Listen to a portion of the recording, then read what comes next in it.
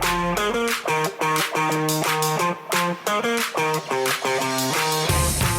everybody, welcome to Leading for Life Stories Season 2. My name is Bob Judson and I'm your host for this podcast, and I'm absolutely delighted to have you here joining me. Thanks very much, and I really hope you enjoy what follows. Hi everybody. Well, it's been a few weeks since I did a personal stories podcast. In episode 39, I talked about my first foray into ground tours and flying a desk, and some time in the Ministry of Defence, firstly doing work on the Jaguar upgrade in Air Off 8, and then subsequently in operational requirements, having had staff college between the two roles.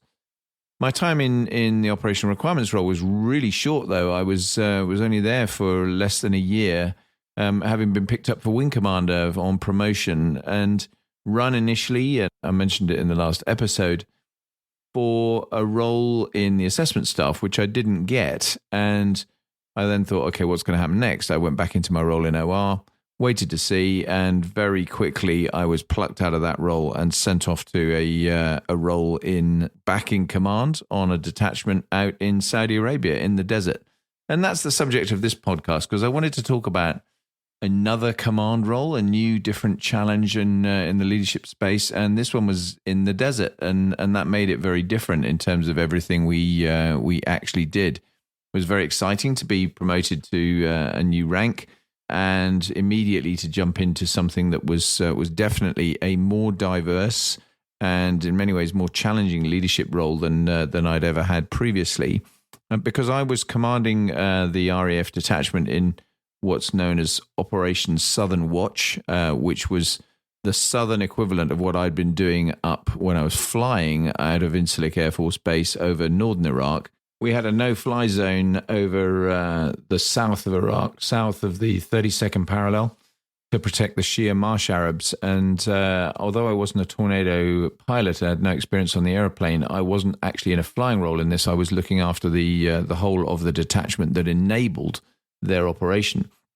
So typically we would have either a squadron leader or a wing commander from one of the Tornado squadrons who was running the Tornado side of that detachment, and I did everything that provided all of the infrastructure and life support to enable their operations. And that was linked to a role with a group captain who was based. My boss was based up in a place called Escan in Riyadh, in a headquarters there.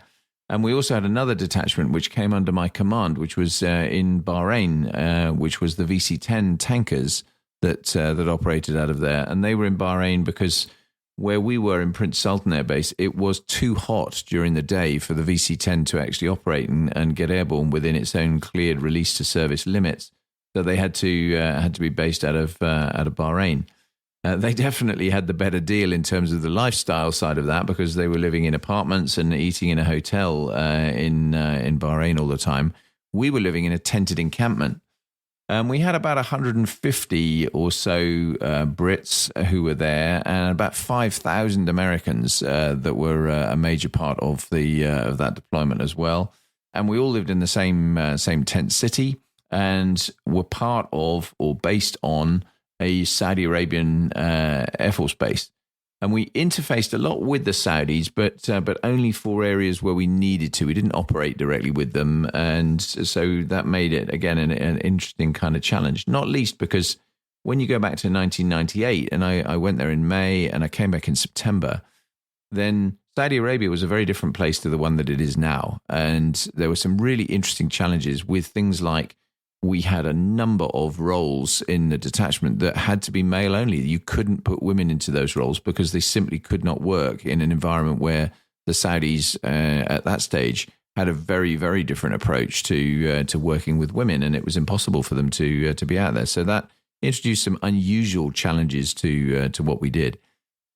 The other massively big challenge there was the heat. As I say, I was there from May to September, and in that time, we did not have a single day when it was less than 40 degrees Celsius during the day. The hottest we had was 55 degrees Celsius, shade temperature, with a radiant temperature, i.e. what you feel when you're standing out in the sun, of 66 degrees on that day. And as you can imagine, that made it really challenging in terms of a place to operate, especially when you're living in a tented compound with all your electricity provided by generators, which obviously would quite regularly, something would go wrong and you'd drop the electricity. And in your tent, the ambient temperature would go from really quite pleasant and cool up to normal temperature, outside temperature, within a few minutes. And obviously 40 degrees plus all the time.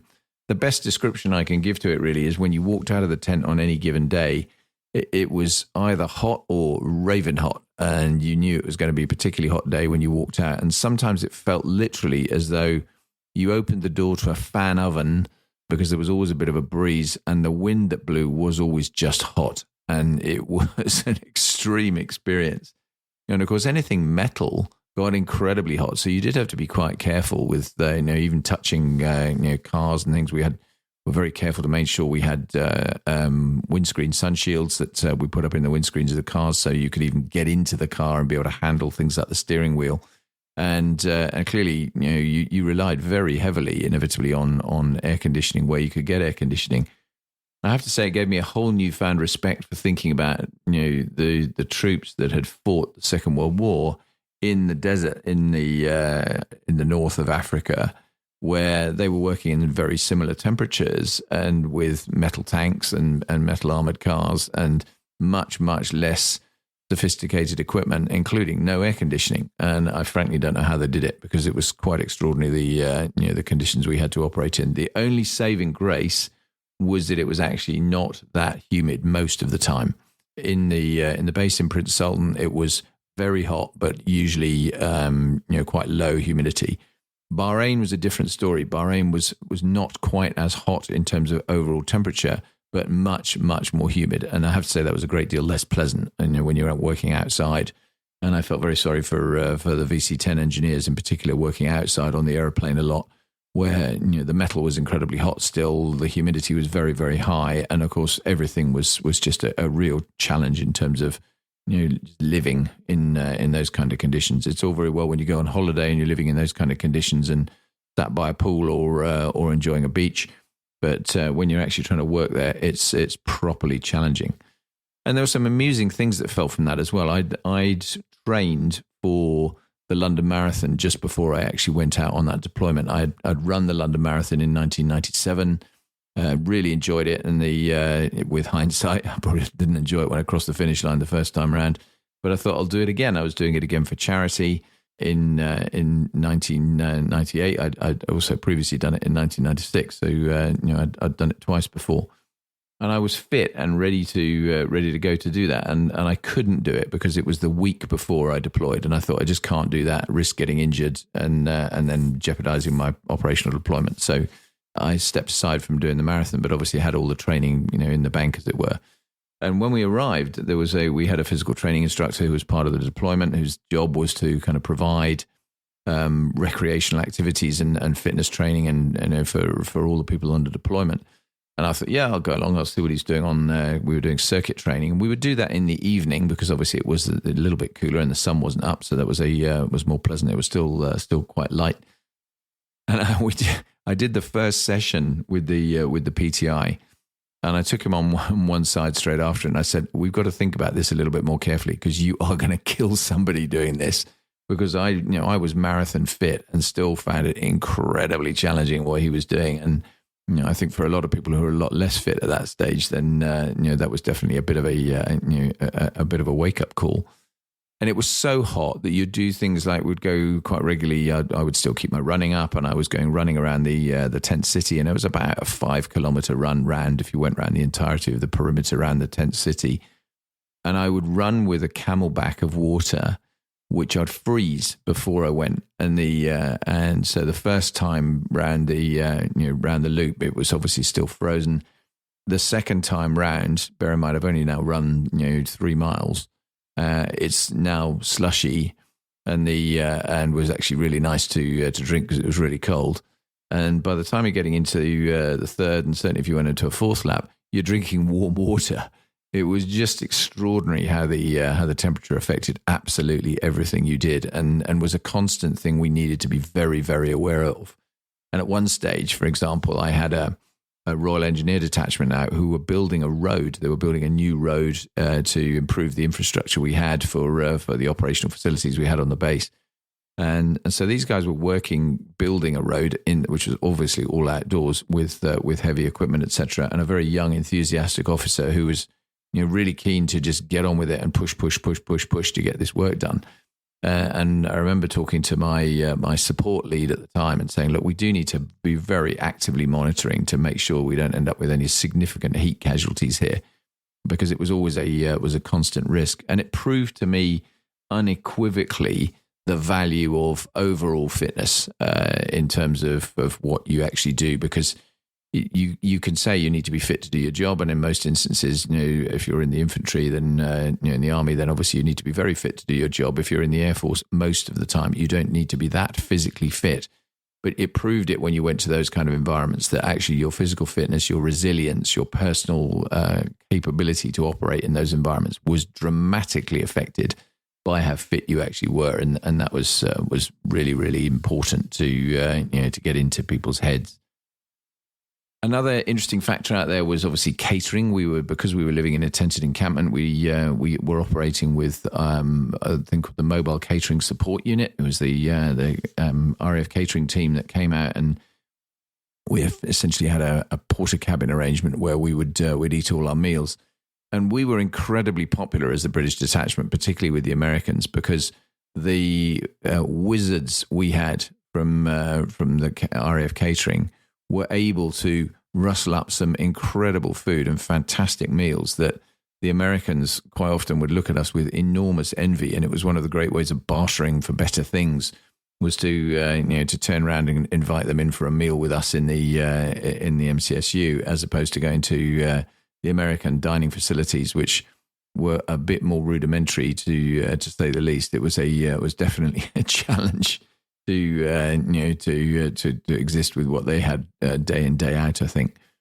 I had a great time working very closely with the American detachment commander. They had a brigadier general, a one-star officer, who was running their 5,000 person detachment with a lot of airplanes and so on there as well. He flew quite regularly, very different to the approach we take. He was in command of the detachment, was also still one of the things the Americans do on those kind of deployments is they very typically do have their senior leaders still flying, operationally still flying, which is not something we do.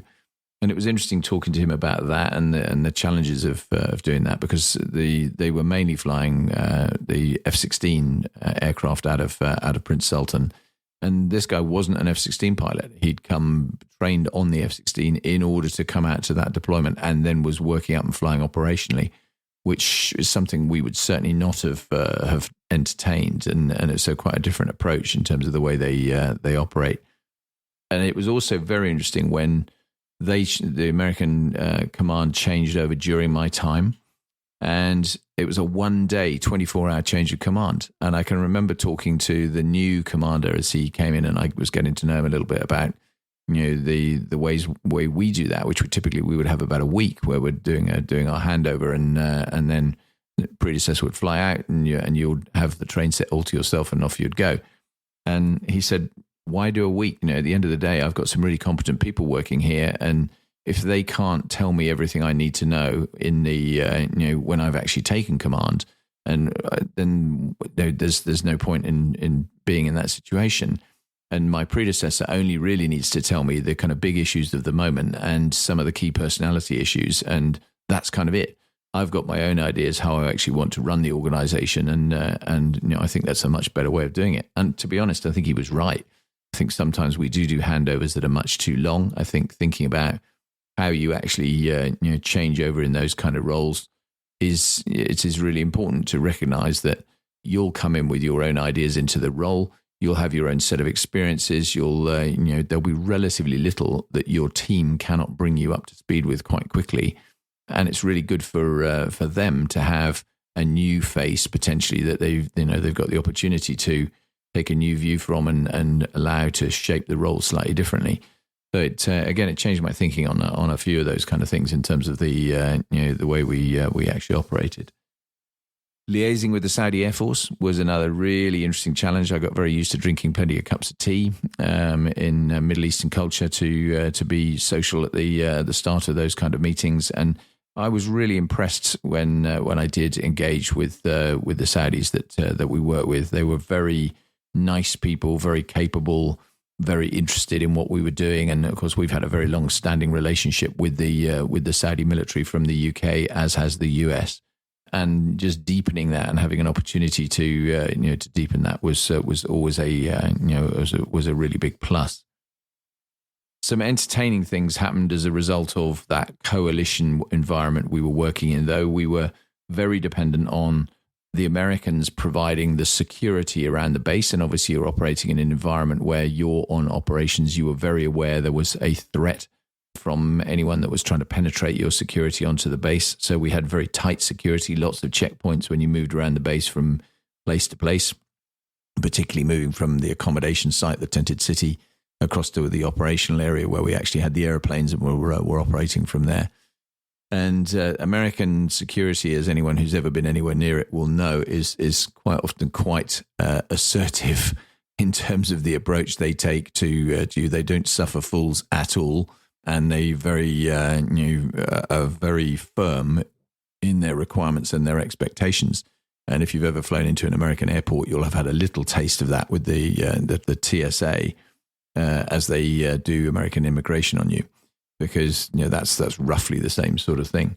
And I had a very amusing incident one time where a senior engineering officer working for the Tornado detachment was an individual who was quite bullish, would be a polite way of putting it, I think, very full of himself, very confident squadron leader, and really felt that these guys were just overstepping the mark very regularly. And so he kept arguing with them about how long they took to search his vehicle, or what they were saying, whether or not they were being appropriately complimentary, and all those sorts of things.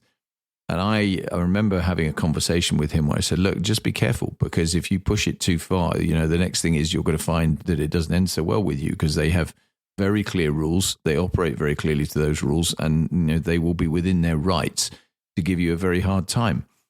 And lo and behold, a couple of weeks after I'd had that conversation, this individual found himself spread-eagled on the road, with an M16 in the back of his neck, being given a very hard time indeed, having been inappropriately back-chatting the security police as they'd actually been legitimately doing their job and checking into his vehicle.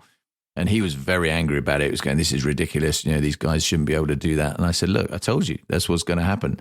And it was, again, an interesting learning point for him, because I don't think he had learned at all the first time. I'm not sure whether he changed his attitude subsequently, but it was quite entertaining to observe when that's how it ends. Sometime if you don't listen, don't obey the rules, and don't pay attention to the kind of local rules in wherever you're going and work with those, then that can give you some really significant challenges. Other interesting events that were there, and when there were many of them over the time. Critters, spiders in particular, were a really interesting challenge. You're living in a tent.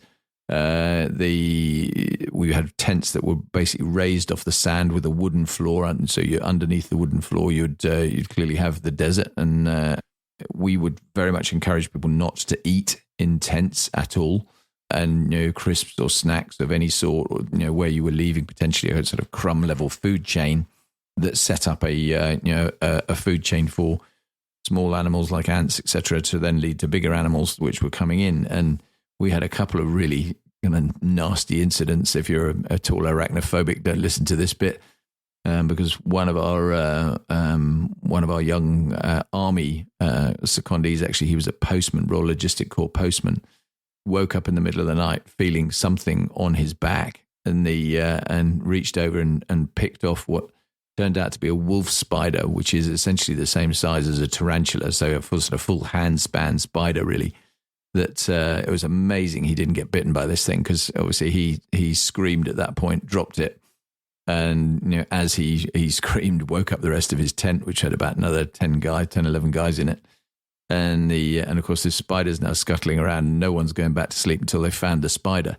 And these were nasty creatures. They were actually pretty aggressive when they did find it. It was a pretty assertive, nasty thing. Camel spiders was the other one, which are, again, famous for that kind of region and really quite nasty. And you had to be very, very aware of not stepping the wrong side of some of these kind of critters when you were there. Driving in the desert had its own hazards all on its own anyway. When you stepped off the base, anyone that's ever driven in anywhere in the Middle East will probably appreciate this, that they clearly get very little rain. So when they do get rain, the roads are very, very hazardous because they get very slippery.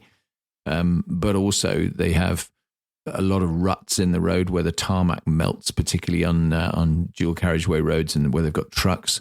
So the heavy weight of the trucks will melt the tarmac and you get bad ruts in the road. So they're quite dangerous to drive on. And we used to not allow anybody to drive at night because one of the things unless it was an emergency, in which case we could drive at night, but normally no driving at night, but for two main reasons. One is the locals had a bit of a penchant for driving around with no lights occasionally, and that was clearly an enormous hazard.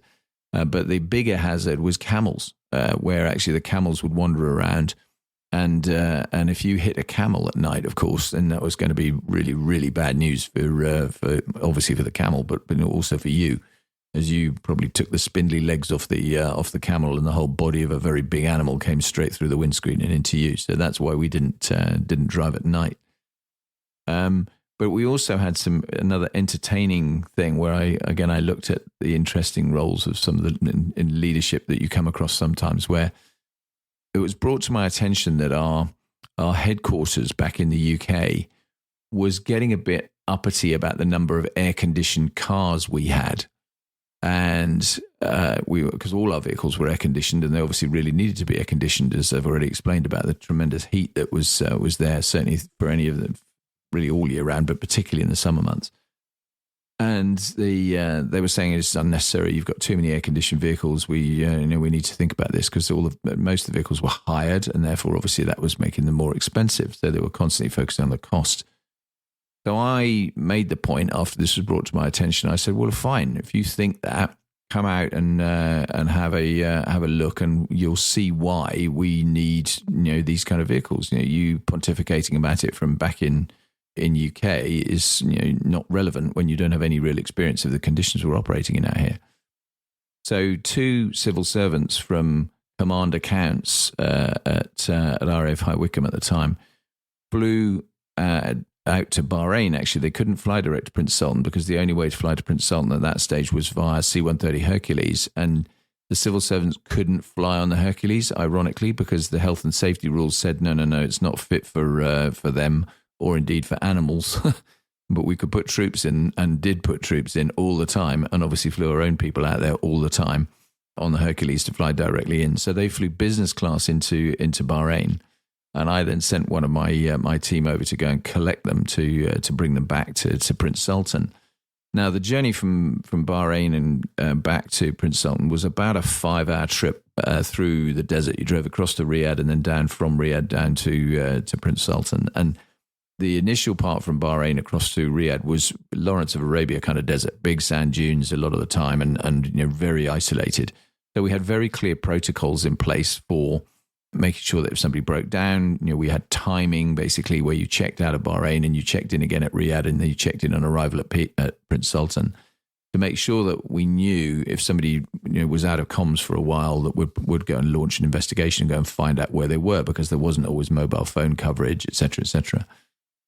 And we had water in the vehicles. We insisted on having a variety of kind of survival things, but particularly decent stock of water in the vehicles, etc. So if it did break down, then you had a decent chance you weren't going to have a major problem. And it wasn't planned. I promise you, it was not planned.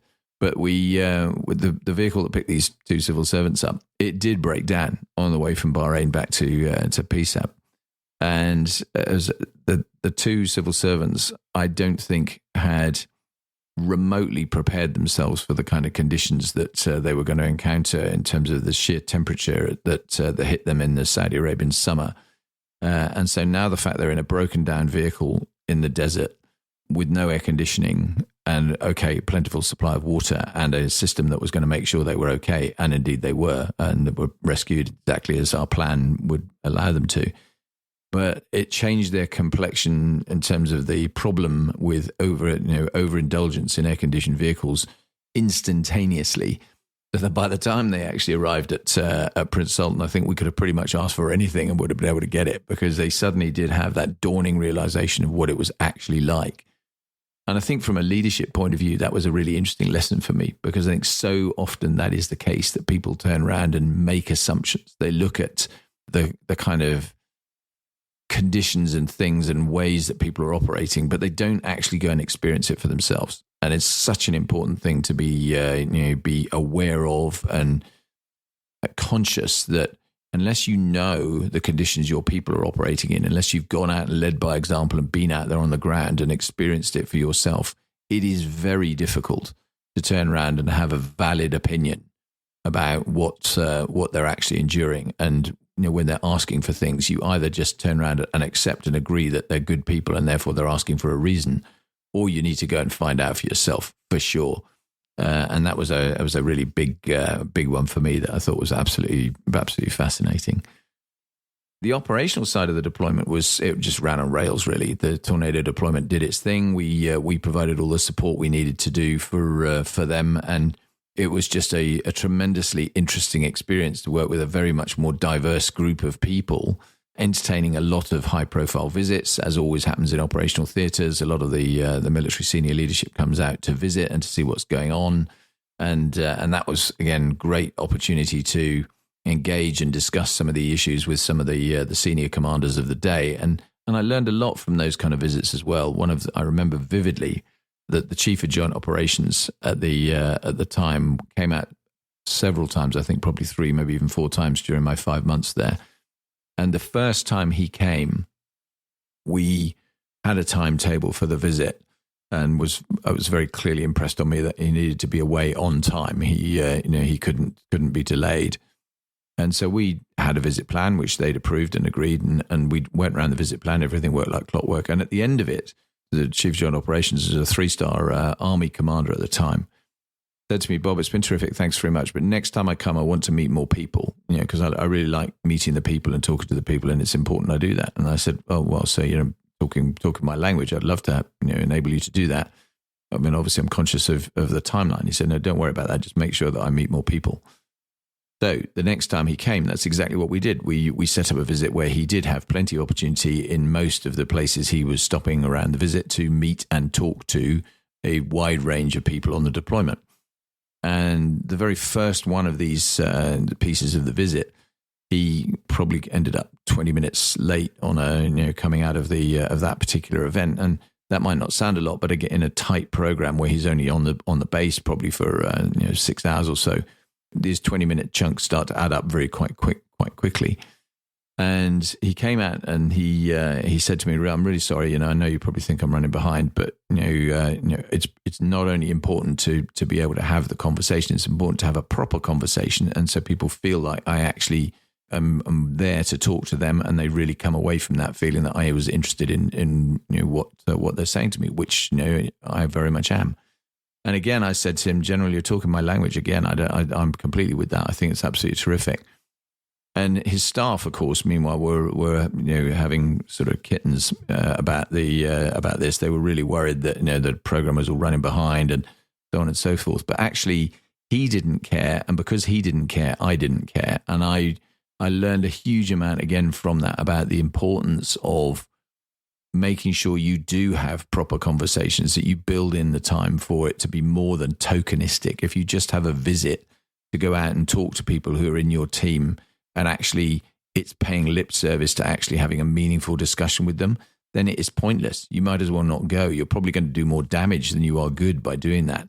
So actually making sure you do have the time, and that you allow the time if you're planning the visit, but also if you are actually the senior leader who's going out to do the visit, then think about how you're actually engaging. Who are you going to speak to? How are you going to manage that?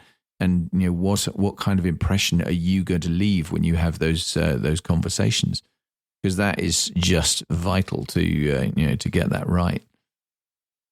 A couple of other things just before I finish. I think sandstorms. I'd never experienced a sandstorm in my life, and of course this was the first time that I did, and I was in our accommodation tent was about a couple of 100 yards away from the nearest toilet block, and then also similarly probably 300-400 yards away from the nearest shower block. And the showers were tents, so it was a big tented setup with showers in it.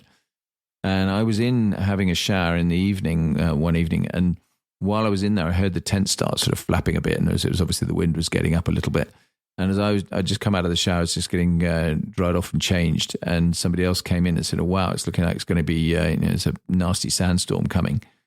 And I walked out of the tent to go back 300 or 400 yards back to my tent, kind of as the sandstorm hit, really. And I've never experienced anything quite like that. By the time I got back to the tent, my accommodation tent, I looked like I was basically a Scotch egg. I was just covered in sand from head to toe. I needed to go back and have another shower after it. I had to literally hold my hands in front of my face and open tiny little slits so I could see where I was going without getting blinded by the sand coming in. And it was just the most extraordinary experience. And while I was there, we actually had a car on a different sandstorm on a different trip. A car was driving on a journey across to Bahrain that got caught in a sandstorm, and it literally sandblasted the car. It cleaned the paint off the car. That's the power of the storms. And I had just never experienced anything like that. And there was again a real lesson about the power of the environment and things you can't necessarily take for granted. And you think about this as a kind of, it's not that big a deal, but actually it's a huge deal in those kind of environments. That's, I guess, most of my story. I had a lot of fun with the Bahrain deployment as well, and some entertainment over there. I did my period of R&R. My leave was over in Bahrain. We didn't go home because it was too far at that stage to go back in a Hercules. So we went and just had a few days in a hotel in Bahrain, which we'd set up, which was lovely. And my sanity, I suppose, was restored some of the time by being able to to go there quite regularly to visit the VC-10 deployment. I went over about once a month to go and have a chat with them, and I was lucky in that I could do that because a lot of the people on my deployment obviously couldn't, and it was definitely a challenging environment. The thing that I suppose I'll close with was, if you spend time in environments around the world, you go on holiday often or short periods of work or whatever. I don't think you really appreciate necessarily the difference in environment as much when you come home as if you've been there for a more significant chunk of time. So having spent 5 months living in Saudi Arabia in a tent in the desert, where everything was brown or beige and very arid, I thought when I came home at the end of that deployment in September of 98 that the thing I was going to notice was the temperature.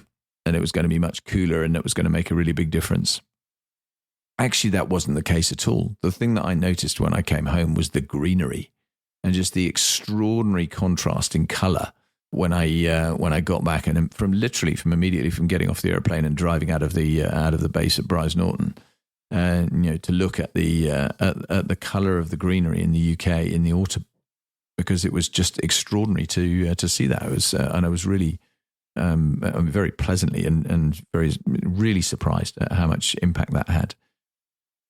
That deployment was my first one as the wing commander, and the great news from my point of view was I got from the news while I was there that I was going to come back and go and command a squadron, which is obviously for everyone who's in the sort of fighter pilot game, that was your ambition, was to go. I'd been a flight commander, I'd had a command of a part of a squadron. Now I was going to go and command a whole squadron. And I was going to take command of number 6 squadron at RAF Coleshill, a Jaguar squadron. So I was going back to the Jaguar, which I knew and loved. And that was just absolutely delightful to have that prospect that I was heading in to go and do that. I had to go and do a short stint back in the MOD before it. I went and did a study for a few months where I looked into flying regulations and trying to streamline and change the process we had for the way we documented flying regulations. That I was working within the air staff, but also with the naval staff to look at that, because the Navy and the Air Force obviously dealt with fixed wing flying, and that was great. So I went back into the same world where I'd come from, having had a completely different set of experiences working out in a very, very different climatic area of the world, very different cultural area of the world, and doing some command stuff that really helped shape a lot of what I did later on. It very much gave me a more stretched view of command in the broadest sense, and I think it prepared me tremendously well for going and taking on an RAF squadron. That's another story. I'll come back to that one on a different day. I hope you've enjoyed this one, and as ever, subscribe, feedback, all those sorts of things, and I hope you continue to enjoy listening to these. I'll be back with something else very soon. Take care. Bye bye.